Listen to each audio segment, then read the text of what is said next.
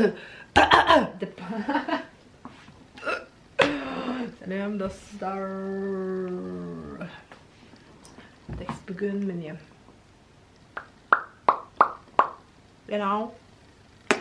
что-то мен андай разговорный видос түсіргімге кетті.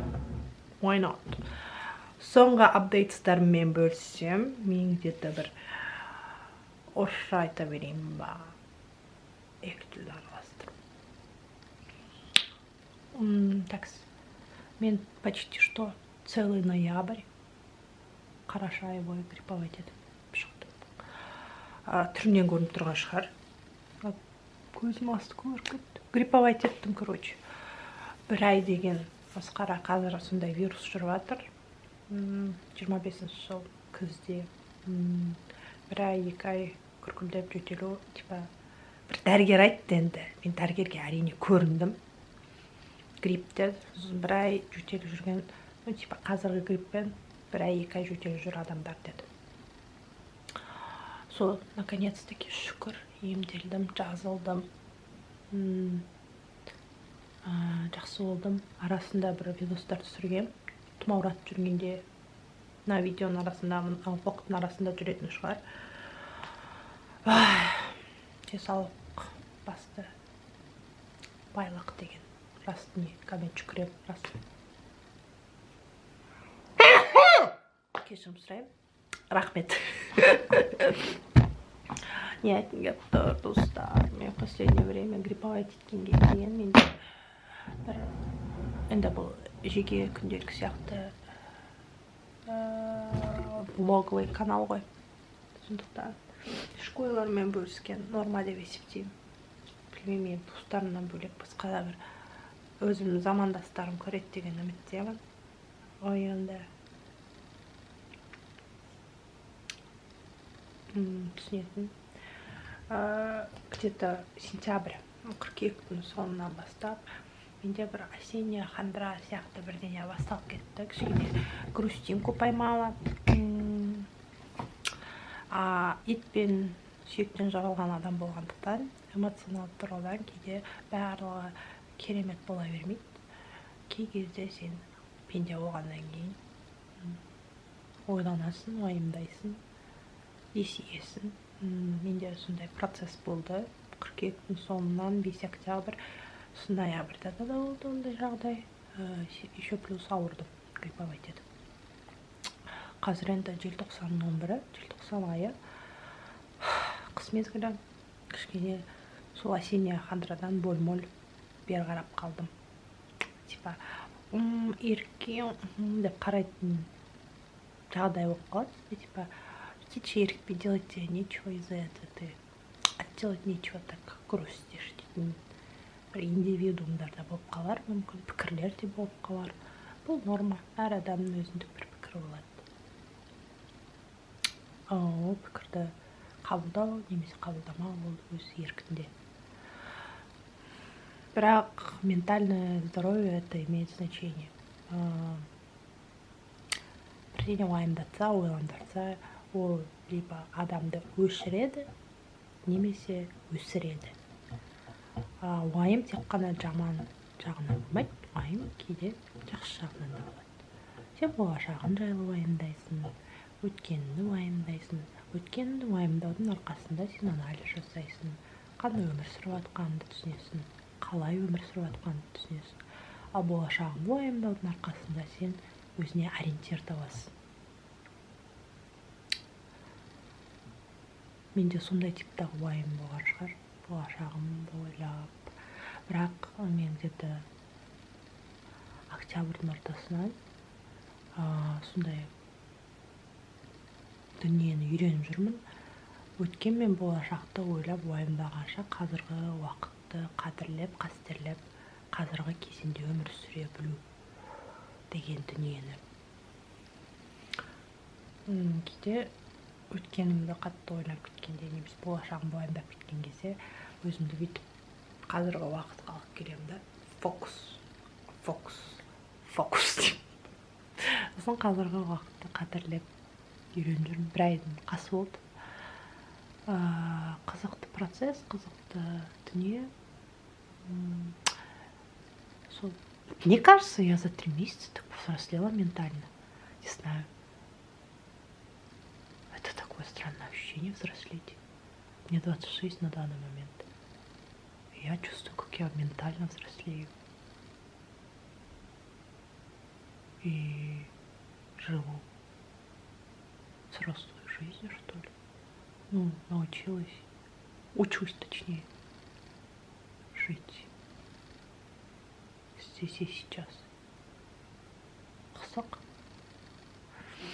Сол кішкене бері қараққа өзімді сүйікті хоббиімді қолға алып жатырмын міне.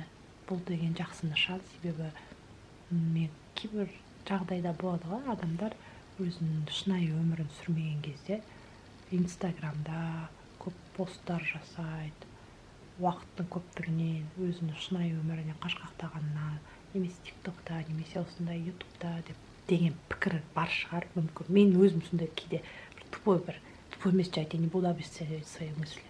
Сондай бір пікір болады да, бір жағынан, бірақ мен мысал ретінде өзім типичный лев болғандықтан.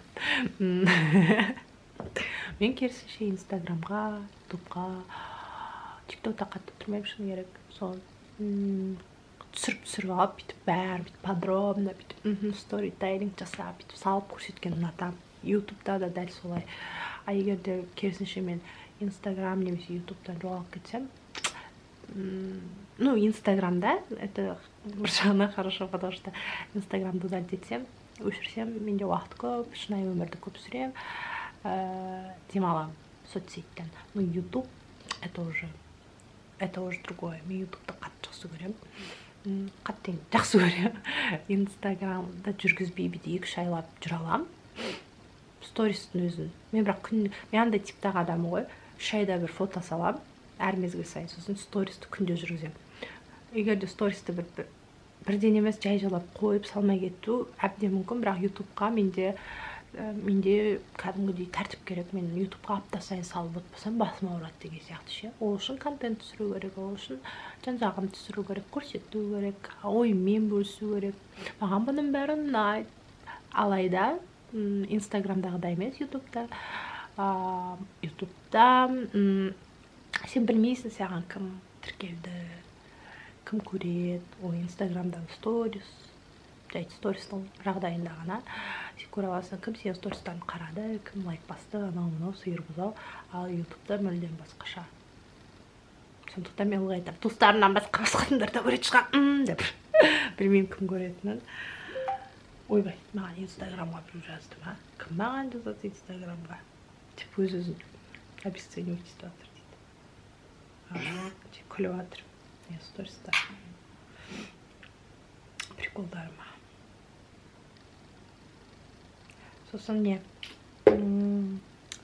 Сол кішкене есімді жиып, ептеп жақсы болып жатырмын, моральдық тұрғыдан.